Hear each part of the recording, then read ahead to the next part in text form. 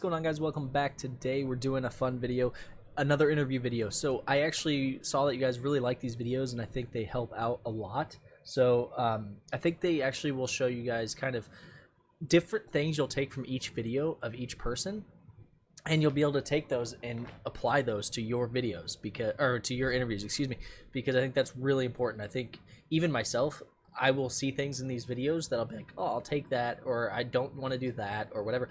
And so even then, even myself interviewing, I am learning quite a bit, right? I'm saying, okay, let's not do this, let's do this, that type of thing. So this has been a really good series. I really want to keep doing it.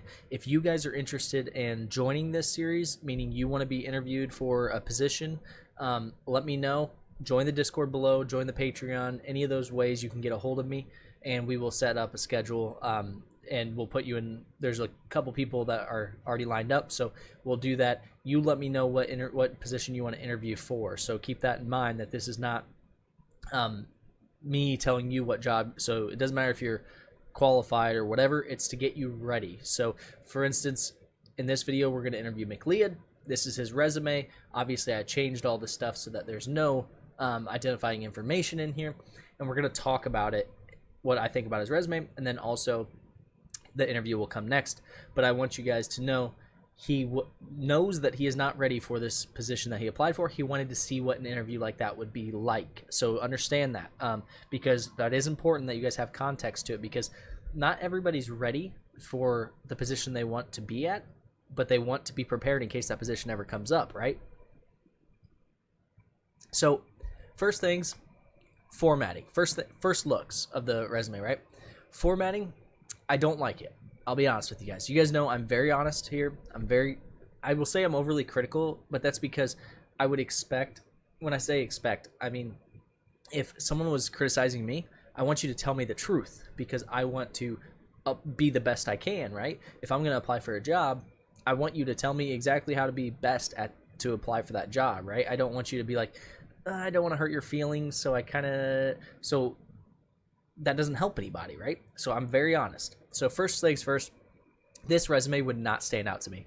I would probably see this on a stack of resumes, because maybe when the industry changes, but right now, for every opening, there's hundreds of applicants. So this would not stand out. It may not even get to me. It may get stuck in a filter because it's very generic, very doesn't look unique. So first things, appearance, I would change the appearance. I have quite a few videos on how to do your resume. The Patreon has multiple videos on how to properly do a resume, along with a bunch of other stuff. So I'm not going to dive into like what I think the formatting should be, but the first thing first, the certifications and courses. So actually, let's go all the way to the top. So the first thing, the title, it's not bad. I don't have a problem with you putting your name at the top like that. I would make it a little bit better than that. Keep in mind that's not his real name. I changed his name to his Discord name, so keep that in mind, that it wasn't this formatted exactly. It was a little bit more across the top, but I do want to say I would not just leave a name up there. I would have something else. I'd just format it better. I had the LinkedIn, the phone number, and the email. I like that. That's good. The LinkedIn, phone number, email, all that. Keep that up there. That looks good. Certifications and courses would not be my first section. I would never put my certification and courses first. That would fall under kind of your education, which is near the bottom typically, mainly because the first thing I'm going to read about you is your certification and courses. If I'm an interviewer, keep in mind a lot of what I'm talking about is psychological, meaning this is just where the brain goes. It's not necessarily the intention. What I mean by that is I don't look at this person and only see a cert and a course, right? But psychologically, the first thing I see is your cert and courses, and what that tells me is you really lack experience. Because if the best thing about you is your cert and your courses that you've taken, you don't have any experience. That's just psychologically true, right? If I introduce myself to you, I go, hi, I'm Stuffy, nice to meet you. And you say, give me one thing about you. And the first thing I say is, I've taken this cert. That means I've never accomplished anything, right? Well, wrong. he's got an accomplishment section, but that's not the first thing I see. So that's number one. I'm not saying put accomplishments first either. I would almost always put skill set and experience first, because keep in mind, I'm going to open this as a hiring manager, right? I open it. The first thing I see is certification courses, accomplishments, and personal projects. I don't even see experience on here. If I have hundreds to go through, I'm probably just going to skip this one. I'm going to be honest with you. I'm not even going to look at it. Why? Because when I open it, I don't even see where you've ever worked. So how would I even begin to start? Now, as you go down, work experience is at the bottom. That means I have to get through all of this before I ever see your work experience, which means probably not going to make it there. I'm just going to be honest. Time is very valuable. A lot of people, I talk to people about this stuff, and they always kind of hate on that. They say, like, oh, well, that's just you not doing your job, or not. That may be the case, whatever you want to say. It may be laziness, maybe whatever. But the reality is, time, when you're an executive or a hiring manager or whatever, time is very, very valuable. Very valuable. It's the number one thing you have, because you're scheduled for so many meetings. You're scheduled for so many tasks. You're trying to manage so much stuff that I don't have time to deep dive everybody's resume. Okay? So I have to take a general look, narrow those down to, 10 or 20 that I do like, and then deep dive the resume. It's just the way that I have to do it in order to keep my time.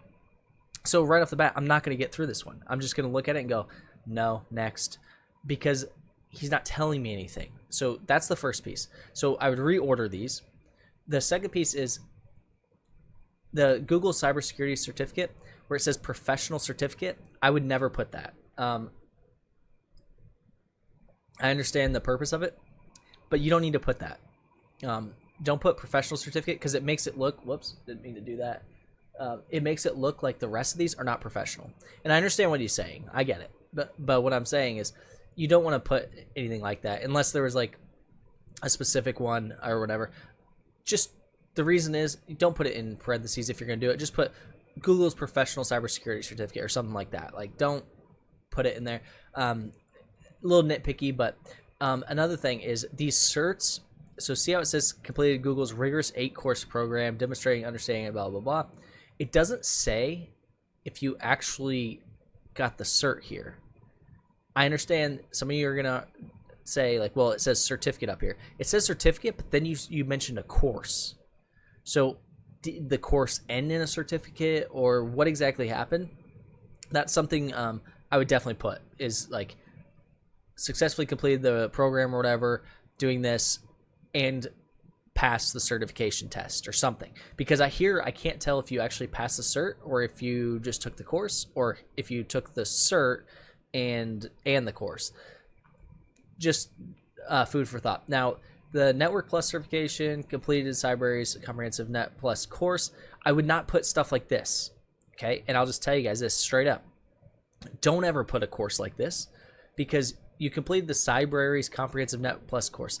That is not a professional course. What I mean is, that's CyberArea. You can buy it for $10-15 and it's videos. That's great. That's like saying completed YouTube's course, right? On whatever, right? So nothing against it. I think it's a good resource, but you got the certification. It doesn't matter how you got it. I don't care that you used YouTube or CyberArea or Pluralsight or whatever. I don't care about that. Keep it nitty gritty, right? This is a high level. So highlighting proficiency in essential networking technologies. Okay, again, you pointed out a course, never said anything about the cert. So I'm assuming, based on these last two, that he's getting the cert after taking these courses. But I would make sure that distinction's made. Try Hack Me Junior Pentesting Learning Path. That's not even a course. That's just a group of things that they said you should take. There's no end. There's no validation. The problem is the Try Hack Me path is not industry recognized as a pen testing path, because there's no validation. You can just go through it. Like, half of them don't have tests, right? Or skill challenges or anything. So understand that when you put things that specifically, that this is why a lot of people, especially when you get higher up and get further in the industry, you'll notice, you'll look at some people's resume, and if you looked at it as a entry-level person, you'd go, man, they don't have very many certs for how far they are. They probably do. They probably don't list them all. And that's something I do. I will not list all my certs on a resume. Why? Because things like this, Google cybersecurity cert, it's not a big deal cert. It's a cert that is kind of a participation trophy type thing. People don't really care too much about it.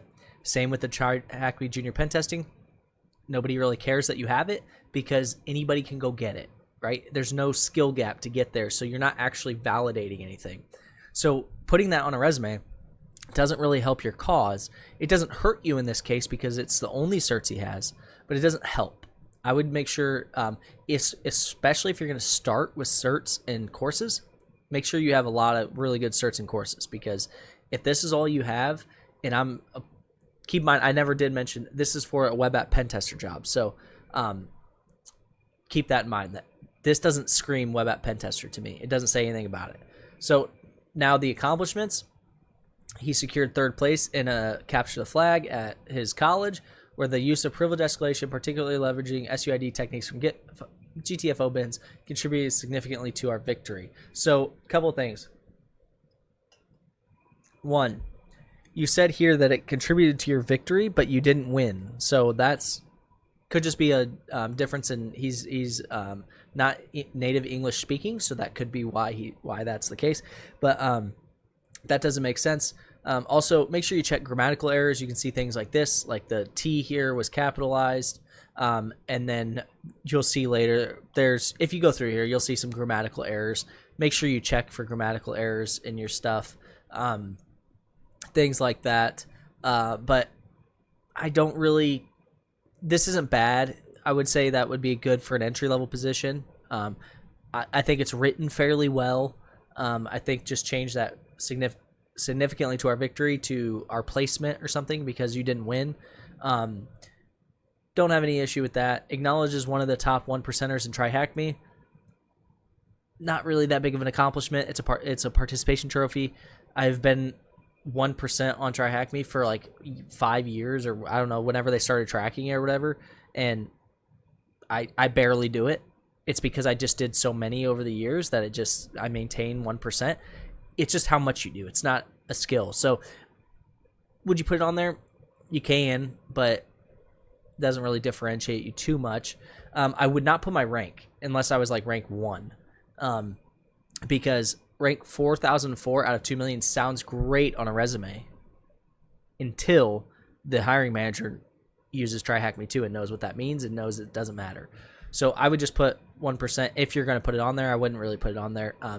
So delivered a talk on McLeod Threat Hub to the McLeod community. So one thing I want to talk about here specifically, and by the way, in the actual resume, he didn't put did a talk on his own Threat Hub at his own community. That's not what he said. He said did a talk on a Threat Hub that he was building and for his college community. That sounds good, but I do have over here, I have his LinkedIn, because he provided his GitHub and his website, or his blogs that he posted, okay? So he sent all of that with this. So first things first, I won't review anything with any of the blogs and stuff that he posted, because he only gave me his LinkedIn when he's applied for the job. You can send me those links and I'll look at them, but that doesn't count for the job, because you can't do that for a job. It's what's on your resume unless the job asks specific questions. But I did look at his GitHub. So one of the things I want to talk about is this specifically. The Threat Hub that he built. This is another example where I talk about this a lot, but be careful what you put in your resume if you aren't skilled yet, because I could have made this resume with his skill set look way, way more impressive. This doesn't look impressive, and the reason it doesn't look impressive is, for instance, he said he did a talk on this Threat Hub. Well, his Threat Hub's on his actual GitHub, and when you go to it, there's a couple of red flags. One, it hasn't been updated in 9 months. So if that's one of your accomplishments, that shows me that you pretty much abandoned it almost as soon as you started it, because it started in November. When you think around 9 months ago was probably around then, maybe a little bit after that, maybe December, January timeframe. So you abandoned it. Kind of useless at that point, right? The other thing is when you go to it, if you look at it, this is an example that I've talked about before. It works to your disadvantage. The reason is it is it's maybe 2 pages. If you were to put it in like Microsoft Word format, it's like 2, maybe 3 pages of little shortcuts, I guess you could say. Little cheat sheets is basically what it is. There's no real value here, so it doesn't show much of anything. So this is an example where don't post your projects unless your project is flushed out, or at least you're working on it and it shows that you're working on it. This hasn't had progress in 9 months and doesn't show much at all. So that kind of tells me, hey, he just did this for a quick project, probably at school, and then abandoned it, and nobody cares anymore. So that's great, but don't really care. Now, ranked 866 on Hack the Box. Again, doesn't really matter, because when you're talking about ranks on these sites, you're just talking about how much you participate. It shows something, but what I would have done, since this is one of your higher accomplishments because you haven't done much in the industry yet, I would have put this and this together and put in the 1% and try Hack Me, and in the top 1,000 on Hack the Box, or something like that. You're kind of fluffing a lot, right? You're fluffing up a lot of your accomplishments. Okay, personal projects, authored and published 19 blogs. I was unable to read these blogs because the site, you have to actually have an account. I'm not going to create an account for the blogs. So maybe these are good. I don't know. Having surpassed 1,000 views, that's fine. As you can see here, again, grammatical errors. They show that you have lacked attention to detail, which is important.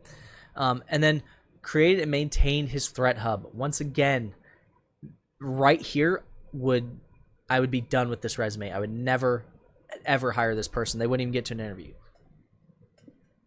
Main reason, and that may sound harsh, but right here you just lied. You said, I created and maintain a threat hub. Now, you could argue that he said maintained, which is true, but even then it was not maintained. It was created in November of 2023. It ended a month later. That's not maintained, right? So it's great that you have this great thing, but only use these projects if they're actually going to show something.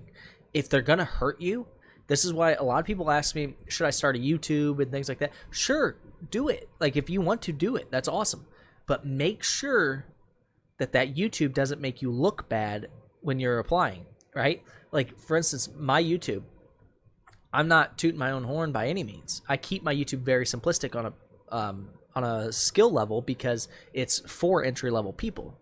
But when I go to apply for jobs, one of the main things that people are looking for when applying for jobs is the ability to take complex concepts and break it down to non-technical people. I have hundreds of videos that prove that I can do that, right? So make sure what your value in your videos is apparent. Don't put content out there, whether it's blogs, videos, whatever, if it actually makes you look worse. Understand that and be honest with yourself with that, because I see people do it all the time where they post like hey, I have walkthroughs now, or I have whatever, and you go read them and you're like, this doesn't look good for you because you're not really explaining anything. It looks like you copied another walkthrough and made it simpler and posted the steps. Like, it doesn't look like you understand what you're doing. So understand that. Another thing, I've talked about this a lot, and I'm going to keep talking about this as long as it happens. Don't put things like this. Education, he's got a bachelor's in engineering, cybersecurity. That's how I read it. You have a bachelor's in engineering. But then you look at the time, and it says to present. What does that mean? It means you don't have a bachelor's in engineering. Don't put stuff that you don't have. Why? Because it doesn't show anything. What it shows is, hey, they may not finish this, so they may not actually have this, because I'm hiring you on the pretense that you have a bachelor's in engineering, or you're going to get a bachelor's in engineering. Now, if you have one semester to go, you're in your last semester applying for jobs, yeah, put it. But I have no idea where you're at because it just says to present, right? You could take one class every year and say, I've been going since 21. I have no idea. Make sure you don't put things that are in the future, because if you don't get them, you kind of lied, right? And what I mean by that is that, like, there's some jobs that require certain things. Like like you might require a bachelor's, or you might require Security Plus, or you might require whatever. And if you're going on the pretense that this person's going to get it and then they don't, you may have to fire them a month later. And that's never a good, comfortable conversation for anybody. So you don't want to put anyone in that position. These here, HSC and SSLC, if you guys don't know, I had to look them up, but this is basically your, please correct me if I'm wrong in the comments. I don't want to butcher this, but I believe the SSLC is something you get when you pass like 10th grade, and then this HSC is like your high school diploma type thing. And again, don't quote me on that because I just looked it up and that's what it said. But if that's the case, don't put your high school diploma and stuff on your resume. The assumption is that you passed high school. Just for FY, I don't put my high school diploma on my thing, but I also have a bachelor's degree, so that kind of like it, like he did. If you have a bachelor's, I'm assuming you passed high school. I don't need to know that you passed high school. Now, work experience, vulnerability research intern. So I understand why he put work experience down here because he doesn't have any, but you can make this look way more. I'll just tell you that. You can take your work experience, take what you've done, and you don't have to put a specific position. You can just put skill set as a section instead of work experience. Put that at the top, and then cover all of your skill sets. And then when you put work experience, you don't have to do it this way. You can make it look way nicer. Again, this on, I didn't change this. This was like that, so I don't know grammatically how that happened. These weird formatting issues, things like that, make sure those are all fixed. Focus on discovering web bugs and CVE hunting. So this would make a lot of sense, and this would draw me in as a Web App Pentester like manager as I'm trying to look, and I'd be like, okay, interesting.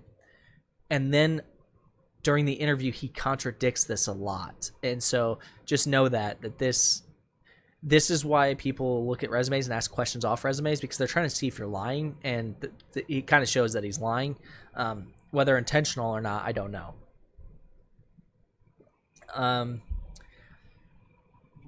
He did say here that he honed his skills. Again, he contradicts this in the interview and straight up says he did not hone his skills and doesn't know how to do this stuff.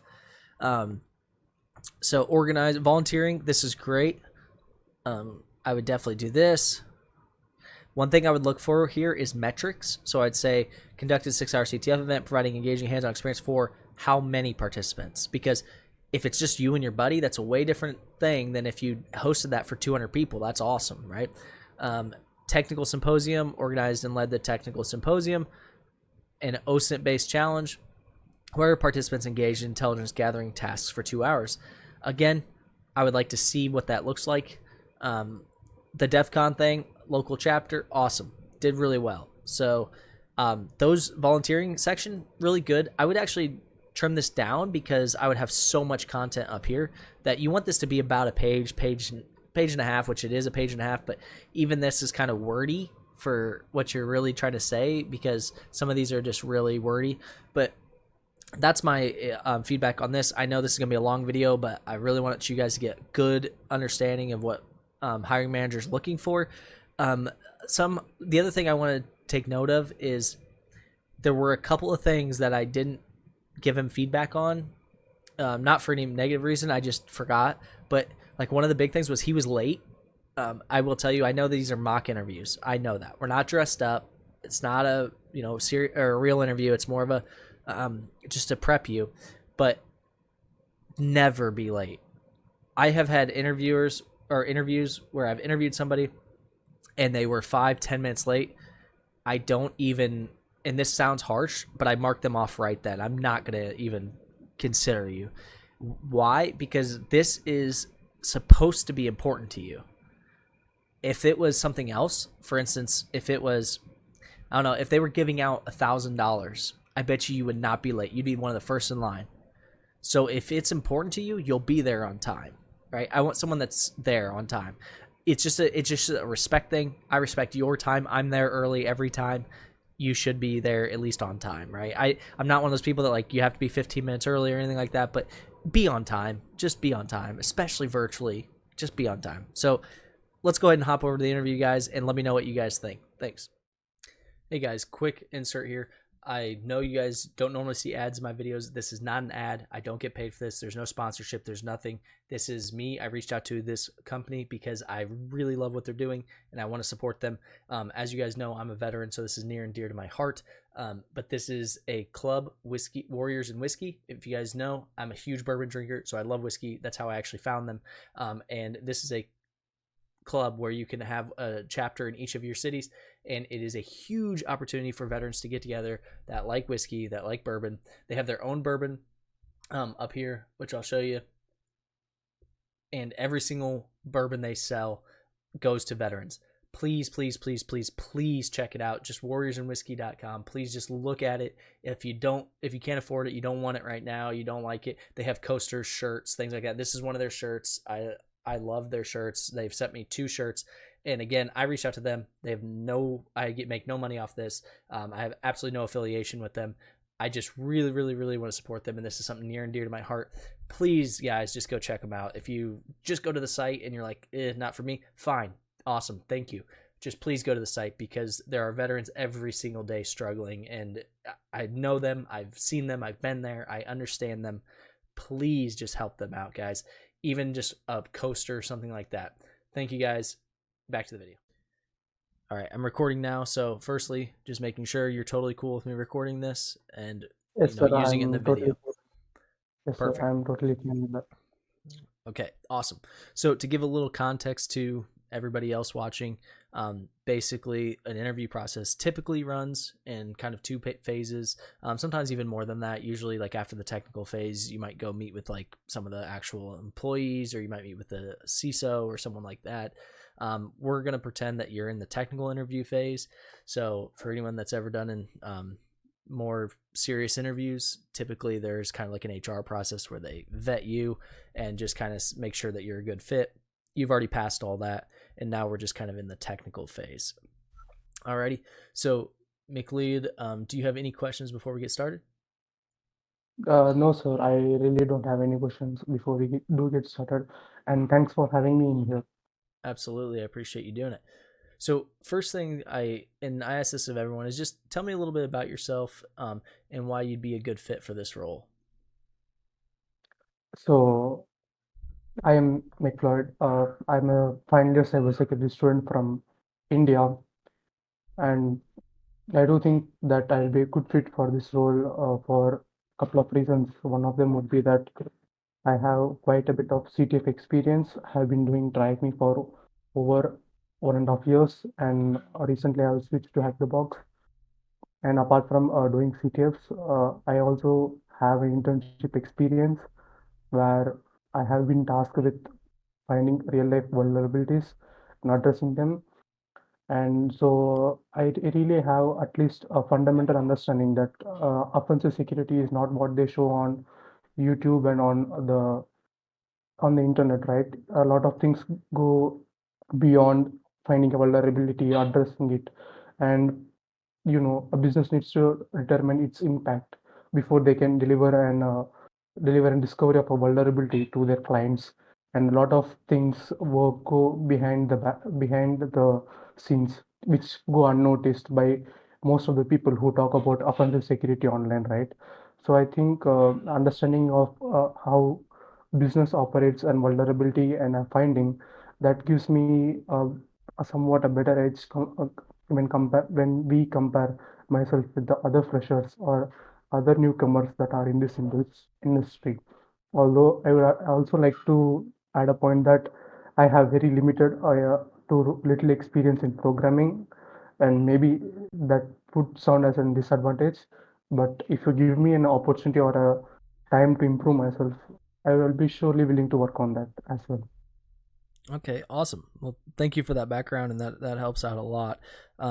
Sometimes, just FYI, when I'm giving interviews, I take a second, and it's because I'm taking notes. So I am writing down as you're talking. So if you don't hear me respond right away, that's usually I'm just taking a note. So Yeah, sure. So that sounds good. That sounds good. awesome.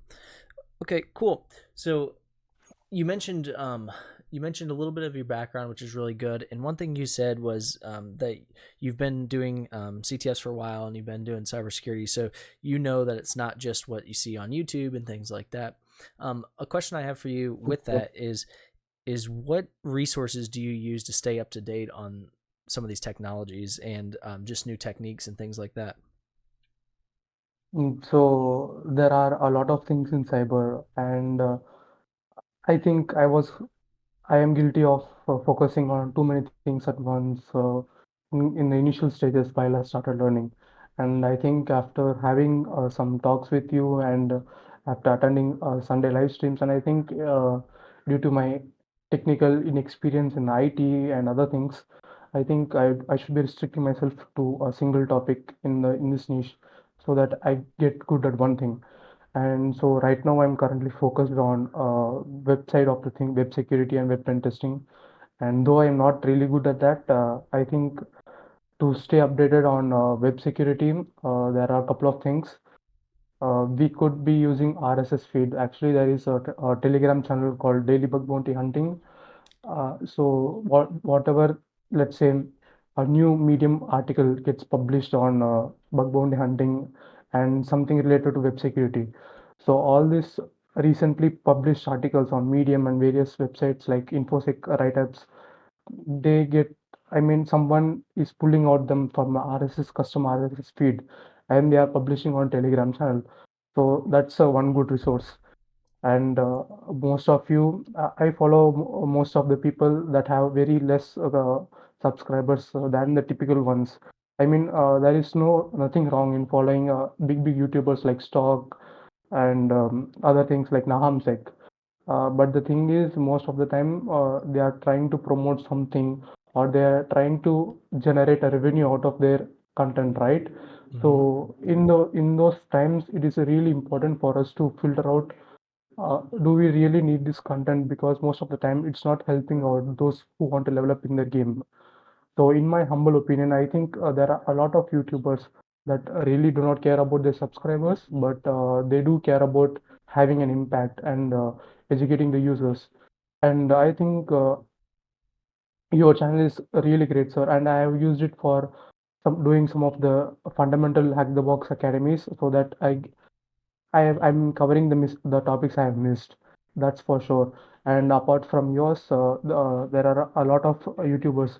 One of them is a faceless anonymous YouTuber called LostSec, and he talks about he shows real life vulnerabilities in a short video, maybe that ranges from 5 minutes to 10 minutes. And there are other YouTubers as well. Integrity channel really has a good playlist, and they are covering the Web Security Academy.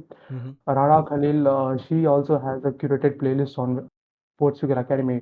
The one good thing about her content is that she talks about in the introductory, I mean, she gives an introduction about a vulnerability, and then she gives us an overview on how to solve the lab. And after solving the lab, quotes the she codes her own script in Python so that we can solve something without using a tool, the manual way, so that Okay. we have a really good understanding of what's happening under the hood.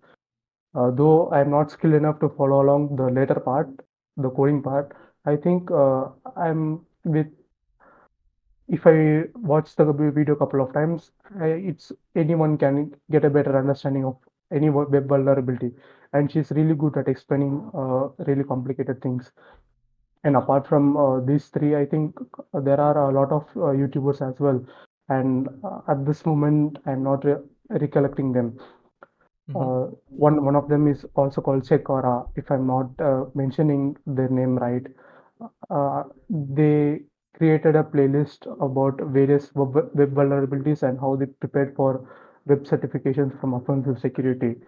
And I think apart from that, it is really important. Some people may overlook hack the box and try hack me, but I think the real learning comes around after solving the challenge, right? Mm-hmm. I think most people I mean, I was also like them. So I would like to pick a challenge, solve it, and then I would just leave it because I have completed the challenge. But after coming in contact with you and after having a talk for a while, I think most of the learning that comes after a challenge, after once we have completed a CTF challenge, maybe looking at the source code or maybe looking around for things how they are configured, that would give us an extra advantage to stay up to date uh, with various techniques and tactics. Yep. And staying up to date doesn't really mean confined to staying with the latest technology. It also means us to level up our games. So I think these are the things I am doing currently right now to level up my game, and mm, let me know if there are any shortcomings in my approach, sir. Yeah, awesome. No, I think that's great. I think even just doing this video alone is an example of that. You're trying to improve. So that's really good information. So another question. This is start. We're gonna start kind of getting into the technical aspects. So walk me through just from a high level. You don't have to dive into any details right now, but just walk me through your pen testing process. Uh, so for web, my methodology is not solid because I'm not unable to find much impactful bugs on real life. So based on I'm judging this based on my ability to find impactful bugs in the real world, Mm-hmm. and so far I'm struggling with that. So with that out of the picture, if I had to pen test the website, so here would be my following approach. First, I would do enumeration, and before that, I would like to gather the IP address assigned to big organizations. So most of the organizations, they assign a certain block of IP address. Mm-hmm. It's numbered under ASN, asynchronous number something, if I'm not wrong. Please do correct me if I'm technically pronouncing something wrong. And what that does is that we get to know the IP address that are assigned to a particular website so that we do not go out of the scope. And once that is done, I would skip the reverse lookup part. Why? Because a domain can point to a single IP address, but a single IPv4 address can point to different domains due to things like network address translations. And I think reverse lookups are fun to play around for OSINT, but when it comes to the topic of pen testing, I I'm not sure if I should be doing that when the time is very limited. And so once we have gathered the number of IPs, now I think it's time to do some subdomain enumeration. And for that, there are a lot of ways. People like to brute force it with a word list. But what happens is that we are just hoping that we find a valid subdomain out of a word list. So instead of hoping, I think there is a better technique. And I think in the last CTF, you also incorporated in that in one of your challenges, sir. It was something like getting to every website has their own certificate, SSL certificate, HTTP certificate. So we can grab domain information from these certificates, which are more authentic and more reliable than brute forcing and hoping that we find a subdomain. And for that, I would use crt.sh. And there are a lot of things when it comes to the topic of recon and enumeration. We could do Google docking and we could do a lot of other things Mm-hmm. like vulnerability scanning or running a nuclei template. So whenever we are doing that, I think we are better off having an use of relying or using or relying on automated scanner. By automated scanner, I do not mean vulnerability scanners. I do mean like there are a lot of great recon frameworks like Rengine, Recon FTW on GitHub. What they do is they run from anywhere from 32 or 80 different tools at once, which really simplifies our task. It could be from scraping JavaScript, scraping, looking for any sensitive APIs or hidden information in JavaScript files, to looking for an leaked secrets in GitHub. So they really do a bunch of cool stuff, and that would be the later part. And I would, as you said, I would not completely do my recon automated. It would be something around 90 to 10%, and the 10% would be determining ASN because it determines if the given target is within the scope. And the second thing I would do is have some DNS lookups. And I'm not really sure if they can be automated, or I'm certainly thinking that I do miss a point here. But as far as I do know that when it comes to target, we should be looking for a DS and enumeration, and I would certainly perform zone transfer attacks so that I would test my luck if I can dump entire domain, sorry, information about the DNS from the target, and if they are leaking out any information about the target subdomains. And once I'm done with the recon part, the this is here the main part. Here comes the main one, the testing. So I would start off from basic tests like testing for SS, the cryptographic test from WASP top 10, and for that I would manually verify if there are any, if the website is using the latest TLS version, which is 1.3. And I would like to make a note that TLS 1. Just because someone uses TLS 1.3 or TLS 1.2 doesn't mean that their website is insecure, and the business impact of finding and less someone using SSL version that is less or TLS version that is less does not make it is a security vulnerability or a huge business impact, or it does impact a business. The point I'm trying to make here is that just because we find a security vulnerability doesn't mean that the business will get impacted. And first of all, I would like to start with information disclosure because that's the easiest one to find. Uh, we can find by looking at the common configuration pages that is accessible to us through directory brute forcing. Mhm. And the tool I would like to use is Perf because by default it traverses depth of 4, which means that if there is we find a subdirectory and inside that it looks for the recursive subdirectories under it at the depth of 4. For example, let's say something images slash a folder 1, folder 2 slash an image. So I think without any having a large syntax, I think GoBus also does, but we should explicitly mention that we need to search for a depth 4. So after the recon part and looking for JavaScript files to having any sensitive information, I would certainly refer, I would certainly directly brute force it so that one, I get to know the login pages. Two, what if website exposes their backup files and they are not, or the website is vulnerable to directory listing. So Once I'm done with, hold, yes, sir. So, yeah. So I, so that's all really good information. But for the question, just know I'm just asking oh, your basic methodology. I'm not. I okay, don't need you to explain the pen every piece of the pen test, right? Because we're gonna okay, dive into some of the technical aspects. I just want to know your basic methodology, and you explained that at the very beginning. So we'll move on to the next one. Just for the sake of time, I don't want to run out of time sure, and sure, sure, get sure. you the questions. So one thing you did mention though is actually going to lead me directly to another question I asked. Is you mentioned the automation piece, which is great. So let me ask you, how do you handle scenarios where your automated tools are failing to find vulnerabilities? And then can you give me some examples? Certainly, certainly, sir.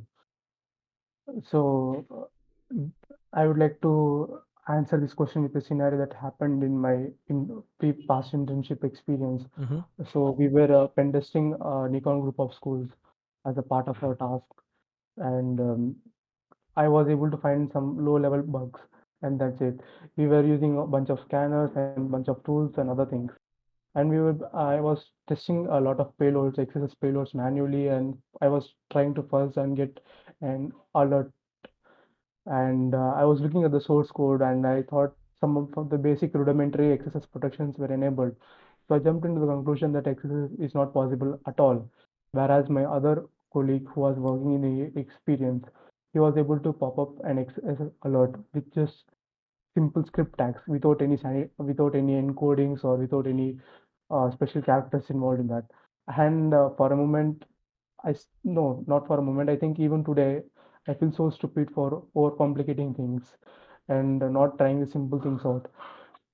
So from my failures and from my inability to find real world bugs that do have a strong business impact, I would like to say that if I had to go back in time and improve myself, the first thing I'd be doing is to have a checklist so that I would, for the things that I would be manually looking for, so that it simplifies my approach to finding a bugs. And I'll be focusing more on the impactful bugs rather than the less impactful bugs, and rather than trying to learn. all at a time. Okay, so So I that that actually leads me to another question. So because that's you're kind of walking me through some of my questions, which is good. You're leading me right okay, to the next question. So one of the things you said was that you focus on high priority bugs, and you've tried to focus on those rather than focus on the low priority bugs. Is that correct? Is that what you said? I said that it was my mistake on focusing to learn everything that a course teaches rather than me figuring out the impactful bugs and then learning them directly. So I was addressing one of the mistakes that I have committed during my learning journey. So Okay. So so my question then would my follow up question that I was gonna ask was, how do you prioritize what risk is in the application, right? So, and can you give me some examples of? Can you give me an example of a very certainly, high certainly. and then very low, or it doesn't have to be very high; it could just be a high or a low, and how do you get to that conclusion? So the first thing would be that any client-side bug gets categorized to low to medium level bug. Why? Because let's say if someone finds excesses or CSRF gets blacklisted immediately by the client because a web developer might consider as a intentional web application feature rather than a bug. And there are a lot of technicalities and reasons to why doing that so. But I think a developer would be able to explain better why CSRF attacks do not valid more. And coming to some people might argue that XSS might have a good impact on the application, but it turns out that the business really do not care if we pop up an alert. Why? Because at the end of the day, it's just for some non-technical or someone who is working with web application, it would just look like something that has popped an alert, right? So all these YouTubers and all these things, all the people who talk about XSS, I think I have never seen someone mentioning that what they are talking about is something called self-access. Why? Because we are injecting a payload by ourselves, right?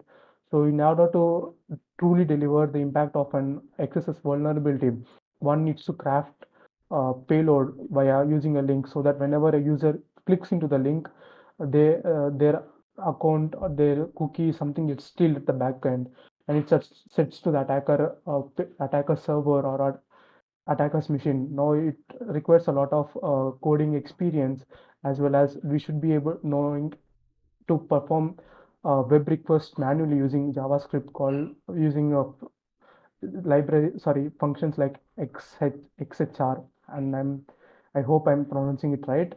So we need to the all the client side vulnerabilities rank from the bottom to the mid tier, and on the top, the higher on the severity side, uh, any server side vulnerabilities or anything, anything that impacts the web server gets ranked on the top. And to conclude, I would say that information disclosures rank at the bottom, Mm-hmm. client side vulnerabilities rank somewhere in the low to mid tier, and on the higher end we have any server-side vulnerabilities. And I think there was a conference talk given by Mindset of the Bug Bounty Hunter by some top bug hunting guy, and he gives a list of P1 and P2 vulnerabilities. I think Bugcrowd also gives us their vulnerability taxonomy classification from P1 priority 1 to priority 5, Gotcha. and that would be a good reference to So impacting the business.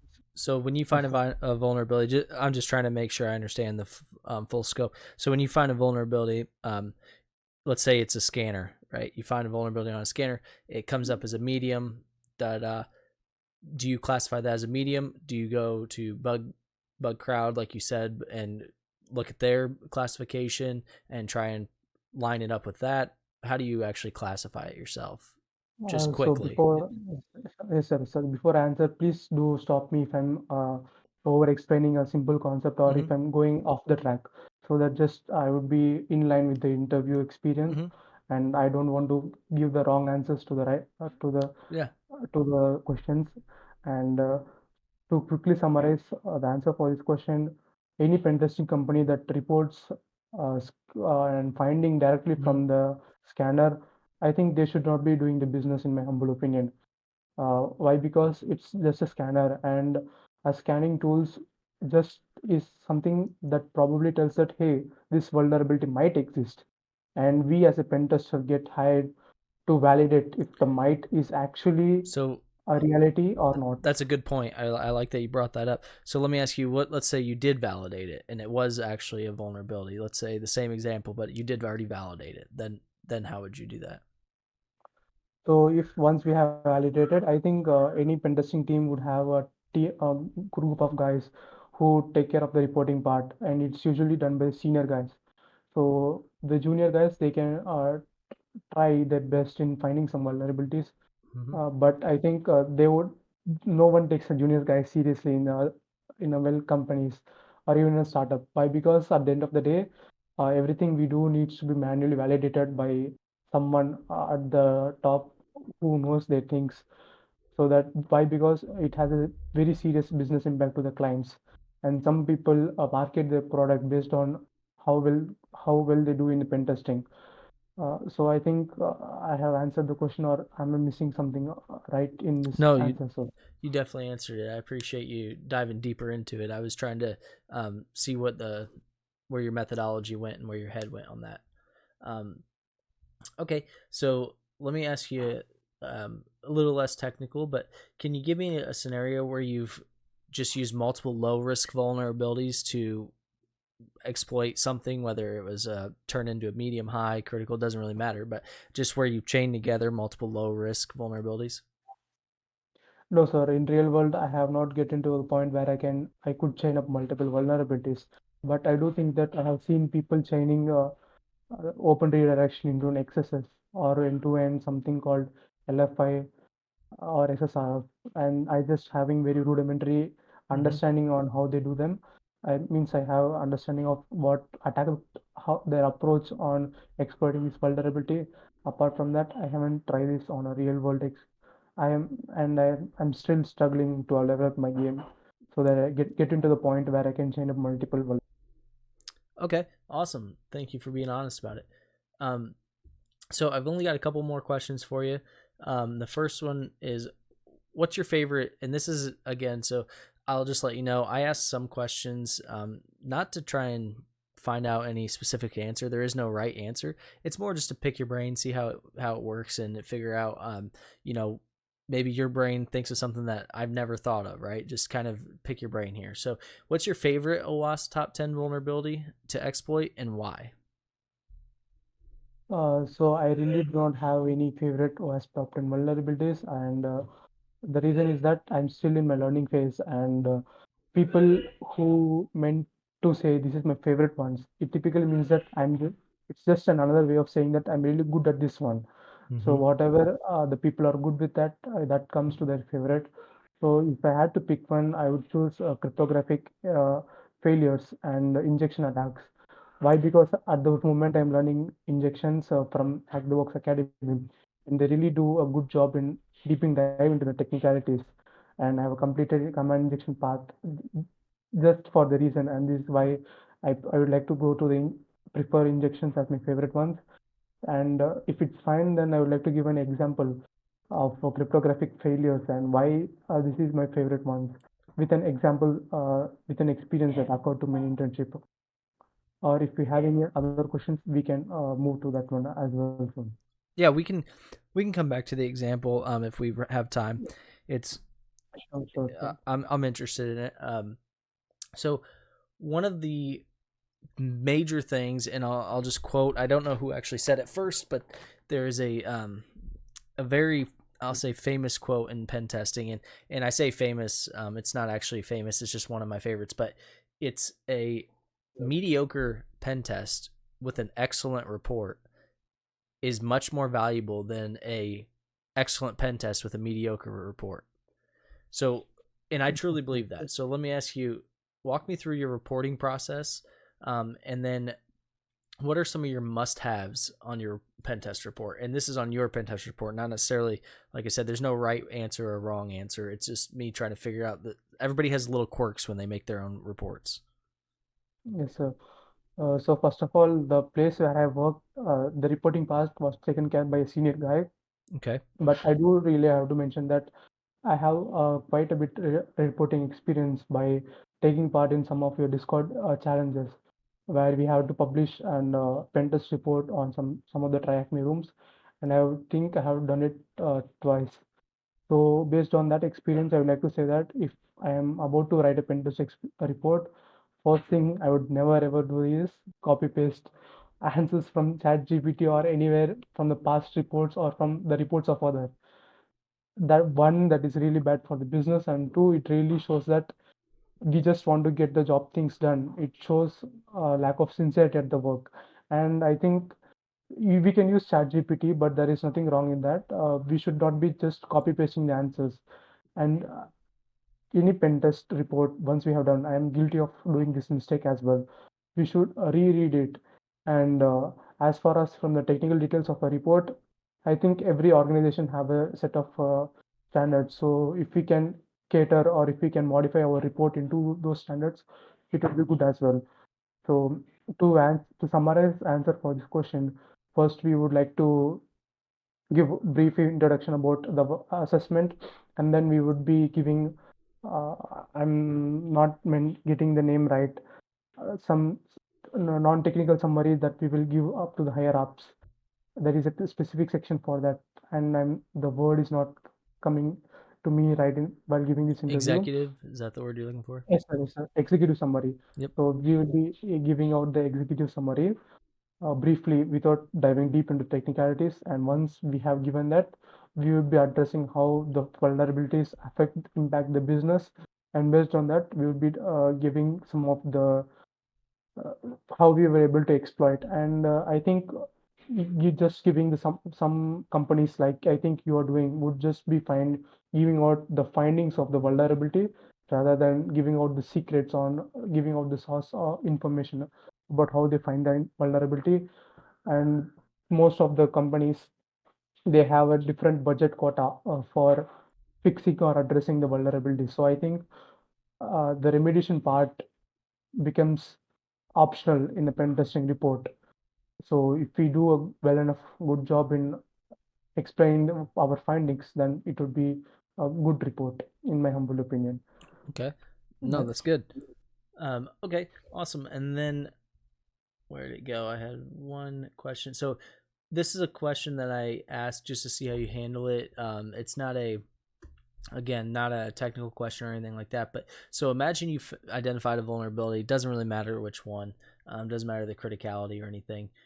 But the team that you're reporting it to does not agree that it's a priority. How do you handle that conversation? So I would like to start off with asking questions. Why do they think it is not a valid bug, or why do you think it is not a valid reason? So if they Yeah. are able to come up with a technical answer, then I would be more than willing to take it as a learning opportunity. For sure, I would be disheartened for a moment that I am unable to find much meaningful, impactful bugs. But at the same time, I'd be happy for having a learning experience, having someone mentor me through why this is not impactful bug and why I should be focusing on other things. So I would take it as a positive learning experience. And I Okay. hope I answered your question, sir. Yeah, no, that's great. I'm just taking note of it. All right. Perfect. Okay, and then finally, I'll go ahead and open the floor. Do you have any questions for me? Definitely, sir. So on a scale of 1 to 10, how would you rate this my interview? So Uh, we'll do feedback. I'm talking yes, about if sir. this was still an interview, and do you have any questions for me as the company? So if this is still an interview, I would like to ask about work in culture, and I'd like to know more about. I mean, people expect us to know these details beforehand, Mm-hmm. but I would like to ask a few questions to the my interviewer Yeah. to know about my work culture and their work practices, so that I can be better equipped with them. And apart from that, I really don't have any questions to ask. If this Okay. was a real interview.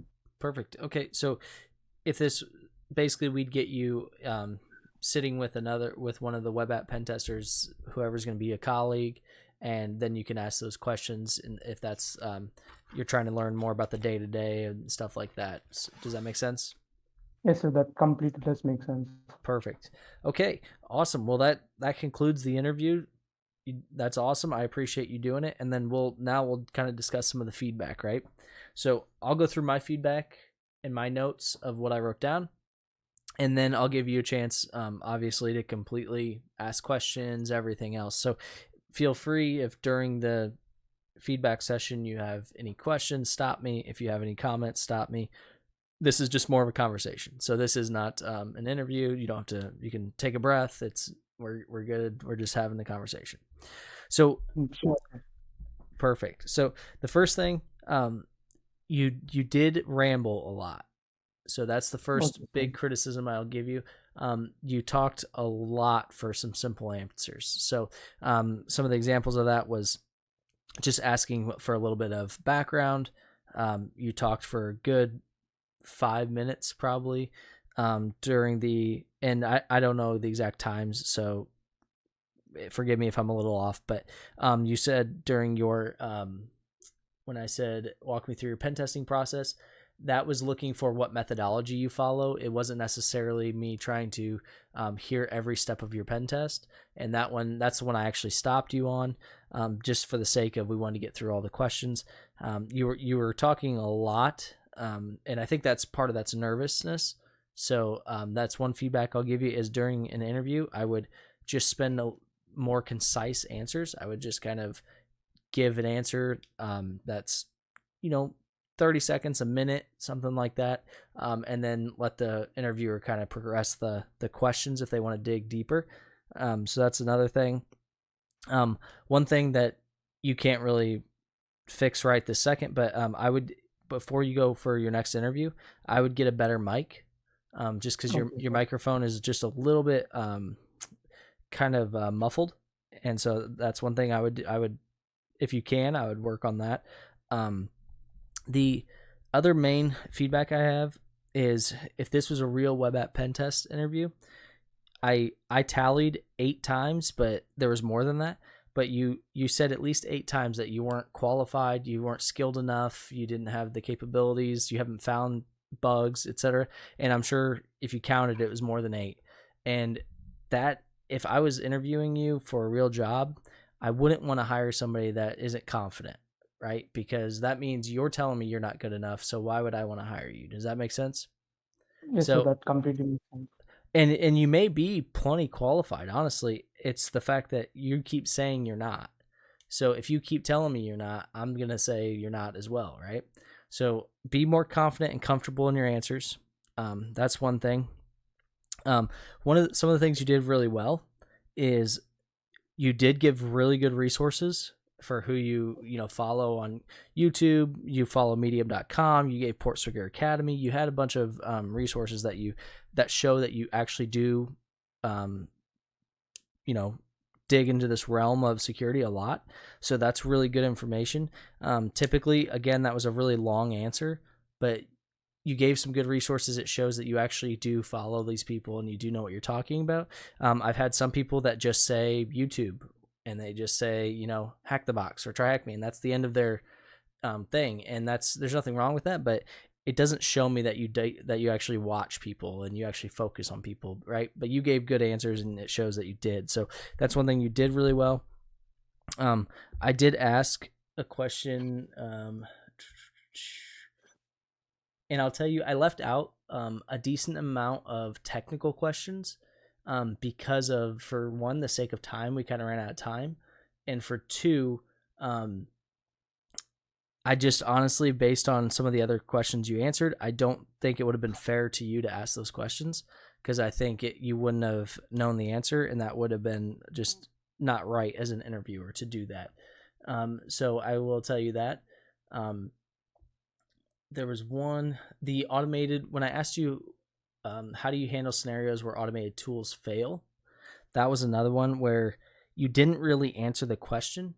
You just kind of talked for a while and then said, at the end, you actually had a decent answer that you should have probably started with. And that was, you did say, I would go through a checklist, right?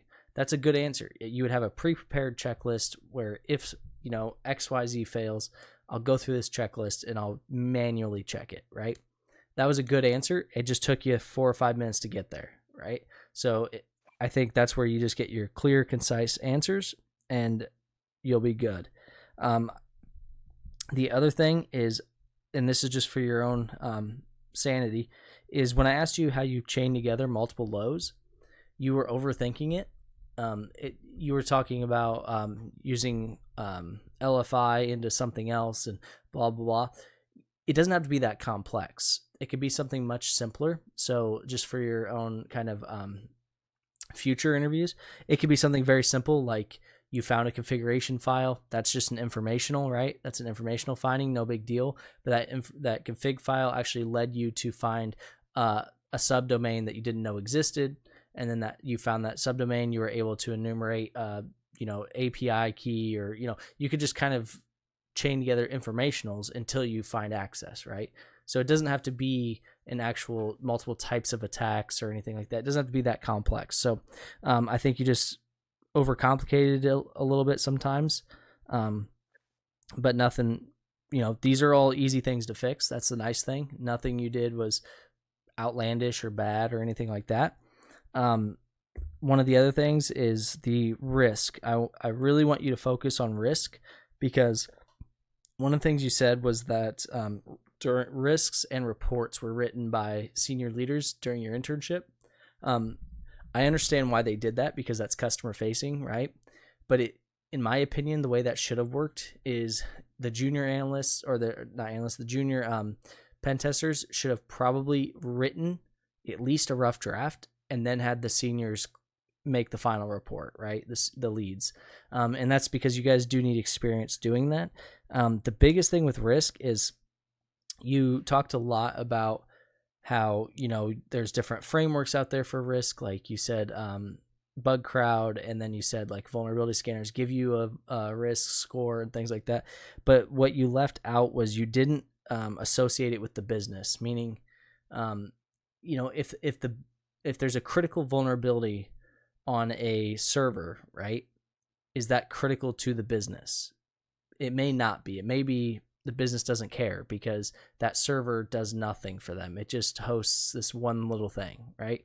So that may not be a critical to the business, which means it should not be a critical on your pen test. That comes back to, because when you add criticals and highs to pen tests, it actually holds companies legally required to fix it. So that's why you'd want to be very cautious of how you're scoring, because as soon as you put a critical or a high, you may be holding that company legally liable. And whether you realize that or not, it's because of compliance standards. But just know that, so that you should, when you do risk, you should take the business into consideration and work with the business on some of that risk score. Does that make sense? Yes, sir, that perfectly makes sense to me. Awesome. And then one of the other things I had was, you said that you didn't have a favorite OWASP top 10. You're still in the learning phase. Once again, I think that just comes to confidence. You shouldn't tell the interviewer when you're going for a job. You should always say that you're learning. There's nothing wrong with that. But you shouldn't say, I'm not familiar with them, I'm in the learning stage. You should always be comfortable with those questions. And then one thing you said was that typically when someone says that they have a favorite OWASP top 10 or whatever, it means they're really good at it. That is typically true for younger people and junior level. But I will say at a higher level, for instance, SQL injection, I'm extremely good at SQL injection. It's by far not my favorite. I don't like it. I don't love it. I don't want anything to do with it. And I get everybody likes it because it's easy. I'm very good at it. I don't like it, right? It's just not my jam. SQL has never come naturally to me. I'm very good at it, but it's not my natural thing. But then you did end it with command injections, your favorite, if you had to pick, right? So you could have left all that stuff out at the beginning and just said command injection and why, and that would have been a great answer. Does that make sense? So you're just, I think a lot of it's nerves, right? So you're just kind of, I do the same thing when I get nervous. I start talking a lot, and I think that's kind of where a lot of it's coming from.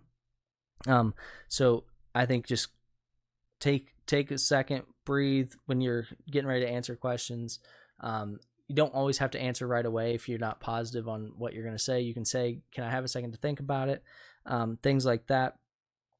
And then the last piece of advice I'll give you is, when the interviewer asks if you have any questions, granted, this is not a real company, so I didn't expect you to have any questions, but in a real interview, you should have questions. I'll just tell you, you should have questions that don't ask about like how much does this pay or anything like that. That's not a good look, but you should ask questions like, hey, I noticed, let's say we're working for a fake company here. Hey, I noticed you guys just had a merger last year. Can you tell me about how that's being handled internally? Can you tell me about the effects that's having, things like that? Do a little bit of recon on the company.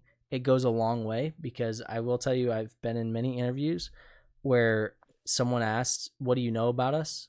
And the person said, well, I know you're you kind of are in this business, and it doesn't look good, right? So I didn't expect you to have any questions during this one, because this is obviously a fake mock interview, but just know that at the end you should have some questions. Does that make sense? Yes, sir, that perfectly makes sense. Awesome. Okay, so that's most of the feedback I had. What questions do you have for me? So first of all, I'd like to thank you for giving me an opportunity to have a mock interview. And secondly, I'm willing to work on the things you have pointed Mhm. out, like instead of addressing a question in a concise way, I spoke a lot and may gone off track while answering the question. Mhm. So I think in my next interview or in my next real or mock interview, whatever happens, I would be fixing that issue in the later on in the next one, so that I really don't do the same mistakes I have done here. And lastly, so let's say if I want to level up in this game Mhm. technically, are there any advice would you give for me so that in 6 months, in a time period of 6 months to 1 year, I will be a better person technically in this Mhm. area? Because one, it is very competitive, and in a country like India, we have a lot of people competing for the same job in the Mhm. same demographic area, and I really want to do some things that stand out. Yeah. Uh, so if you have any suggestions or any improvements uh, to level up my game, that would be really beneficial as well. So Yeah, awesome. Great question. So, a couple of things. So, firstly, what you talked about how in your next interview and things, one thing I'd really like to do with you is I'd really like to give you a few months, grow, like you said, level up, spend some time on that. Um, we'll do, because you did this, you get the free resume review, and we'll do a one-on-one and kind of discuss some of that stuff. But I'd like to see you in a few months and do the same thing, do another interview, and just see how much you've progressed in that time. Because I think, just taking the feedback, I think you could improve so much drastically just in a short time. So I'd love to do that if that's something you're interested in. Um, yes, sir, I'm definitely interested in that. Perfect. Okay, yeah, we'll schedule that. And then another thing is, as far as like you said, what could make you stand out, right? There's a common misconception in hacking specifically, where people think that hackers are like just these insane people that are just, they find all these vulnerabilities out of nowhere, and they have this skill out of nowhere, right? They think that you can go online, you can just learn how to hack and move on. The reality is, all hacking is knowing the technology better than the person that is administrating it, right? So, for instance, if you are at a company and you're doing web app, right? You're doing a web app pen test. What you're looking for isn't so much an issue in the web app, right? Because the web app itself was designed securely, because typically, because either A, the vulnerabilities are already out, which if they are, that's an easy win, right? If the vulnerability is sitting there and you look it up and that version's vulnerable to something, cool. Someone already did your job for you. That's easy, right? But what you're looking for is, where did the administrator make a mistake? Right? The administrator might have made a mistake in where they stored the config file. They might have made a mistake on how they are using the API. They might have made a mistake on the authentication mechanisms. There's a million ways they could have made a mistake, but you're looking for an issue in the process or the setup or where the administrator is making a mistake. And sometimes it's not a mistake, it's an exception and things like that. So what the common misconception of hacking is, it's just you knowing the technology better than people. That's all it is. So if you want to be really good at web app, learn how web apps work, right? How does a web app actually work? Right now, you're trying to focus on, how do I break into it? Well, let me ask you this. If I put you in front of a building and I said, break into this building, you might have a couple of ways to do it, right? You might try the door, you might try a window, but let's say the door is bulletproof, you can't break it down, and the windows are bulletproof, you can't get in, right? I bet you you'd be a lot faster at breaking into that building if you built the building, right? So learn how to build those web apps, learn how they work, learn how they operate, right? And it's the same with all hacking, all pen testing.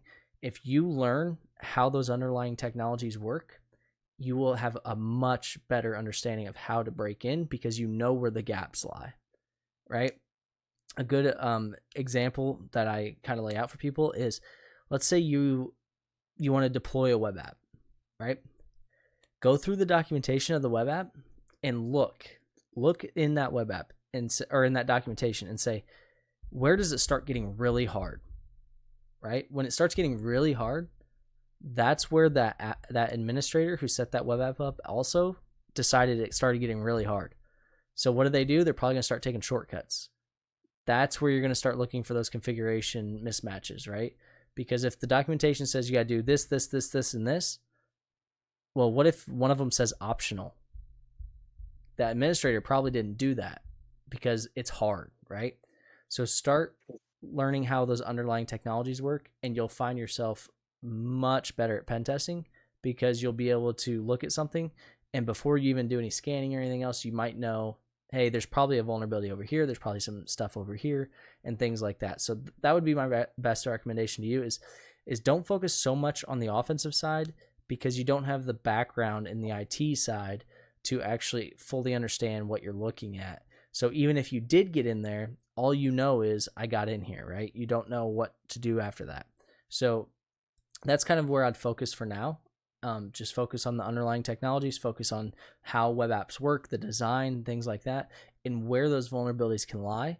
So even reverse engineering some of those vulnerabilities rather than just learning to push a payload to something or things like that.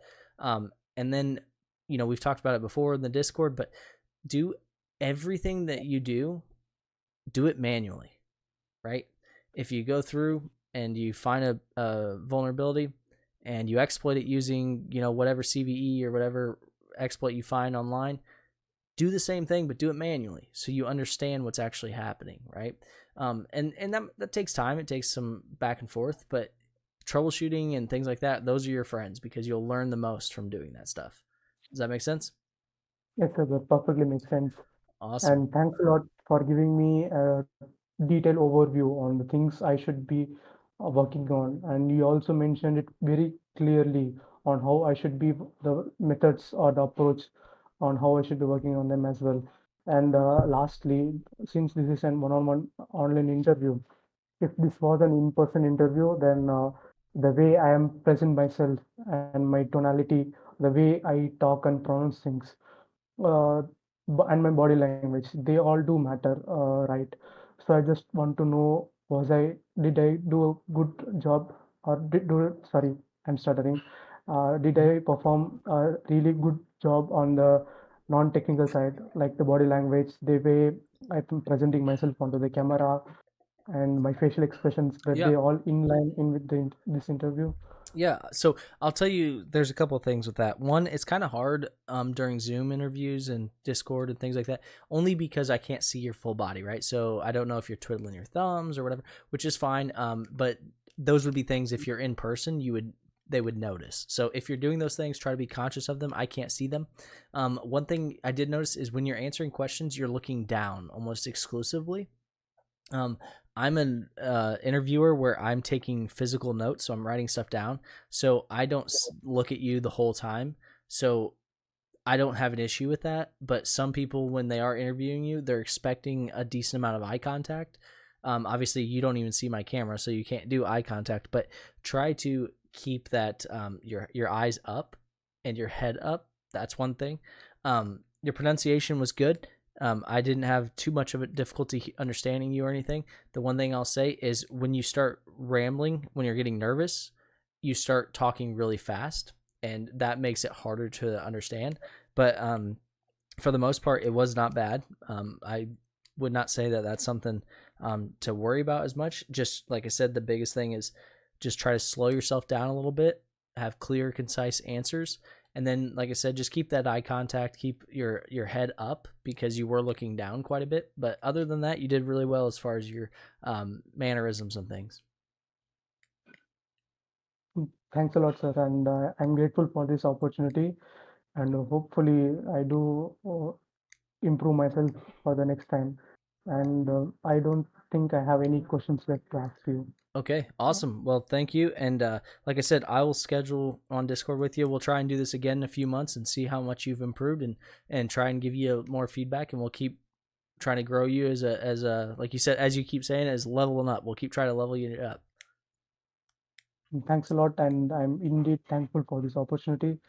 And thank you once again for having me here. Yep. Thank you. You have a good one.